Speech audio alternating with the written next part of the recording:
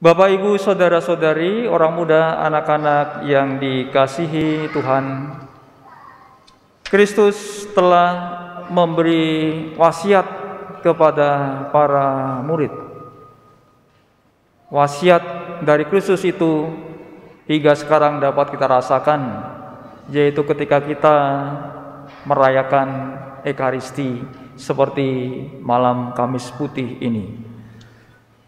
Saudara-saudari, menurut kebiasaan pengarang Yahudi kuno, ada wasiat biasanya dari tokoh utama menjelang kematiannya. Dalam wasiat tersebut, tokoh akan memberitahukan kematiannya sudah dekat, dan para pengikutnya akan mendapat ancaman atau serangan. Lalu ada pesan agar mereka itu bertahan sebagai kelompok dengan saling mengasihi. Saudara-saudari, pada Kamis Putih ini kita mendengar kisah pembasuhan kaki. Ini sebagai bagian dari wasiat Yesus.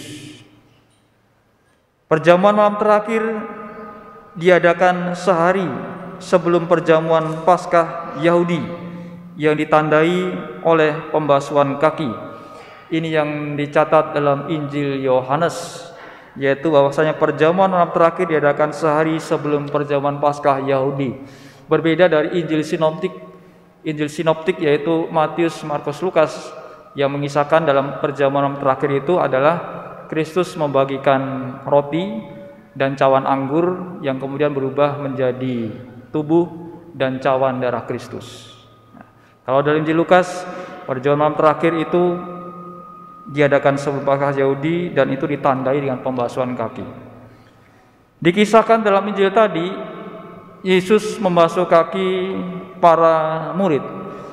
Pembasuhan kaki ini tidak lazim dilakukan saat perjamuan, tapi biasanya dilakukan sebelum perjamuan dan hanya untuk tamu-tamu yang terpenting. Membasuh kaki merupakan tindakan pelayanan yang dilakukan oleh seorang hamba. Tapi ada kalanya juga tindakan kasih istri untuk suaminya, atau anak untuk ayahnya, atau murid membasuh kaki gurunya. Tidak pernah sebaliknya, bahwa guru itu membasuh kaki muridnya. Maka tindakan Kristus ini unik. Mengenai tindakan membasuh tadi, istri membasuh kaki suami, apakah Anda juga melakukan ini di rumah? Istri membasuh kaki suami, sebaliknya juga suami membasuh kaki istri. Anak membasuh kaki ayah, anak membasuh kaki ibu, atau ayah membasuh kaki anaknya, ibu juga membasuh kaki anaknya, saling membasuh satu sama lain, saling melayani, mengasihi satu sama lain. Itu menjadi sebuah pertanyaan yang dapat kita renungkan dalam keluarga Anda masing-masing. Ya. Saudara-saudari, tindakan Kristus ini sungguh unik. Tadi biasanya kan murid membasuh kaki gurunya, tapi ini kebalikannya, guru yang justru malah membasuh kaki muridnya. Maka tadi ada pertanyaan dari Petrus juga kan, Tuhan, kamu mau membasuh kakiku? Nah, Petrus belum tahu maksudnya itu sebenarnya. Ketika Tuhan membasuh kaki Petrus dan murid yang lainnya. Saudara-saudari, maksud tindakan Kristus ini adalah ingin memberikan teladan. Teladan bagi pembaca Injil. Pembaca Injil berarti itu kita, untuk saling memberikan pelayanan kasih. Bila Tuhan membasuh kaki para pengikutnya, maka kita, para pengikutnya, harus melakukan pula satu terhadap yang lain. Saudara-saudari, saling melayani, apalagi melayani orang kecil, itu tidak mudah. Meskipun Kristus sudah memberikan teladan melalui Injil Yohanes tadi, kita sering gagal dalam melaksanakan kasih Yesus. Kalau kita melihat pelayanan sehari-hari dalam kehidupan nyata itu mudah dilihatnya. Ya, misalkan nyata malam ini ketika Anda datang ke gereja sudah disambut di depan oleh para petugas. Mereka melayani Anda, melihat barcode-nya, lalu mengarahkan duduk di mana. Itu bentuk pelayanan dari umat, dari para petugas tata tertib untuk Anda. Dan juga di sini ada kor yang juga melayani dengan suaranya. Mereka sudah berlatih siang malam ya untuk menampilkan yang terbaik. Itu juga bentuk pelayanan. Ada misdinar di sini juga sudah berlatih untuk melayani kita semua. Ada prodiakon, berlatih enggak nih prodiakon? Enggak tahu ya. Untuk melayani kita semua. Jelas pelayanan di gereja itu tampak jelas. Maka baik kalau kita juga saling melayani. Kalau di fasilitas umum di bank, kalau kita masuk ke bank sudah dibukakan pintu, sudah dipersilakan kebutuhannya apa, dibantu.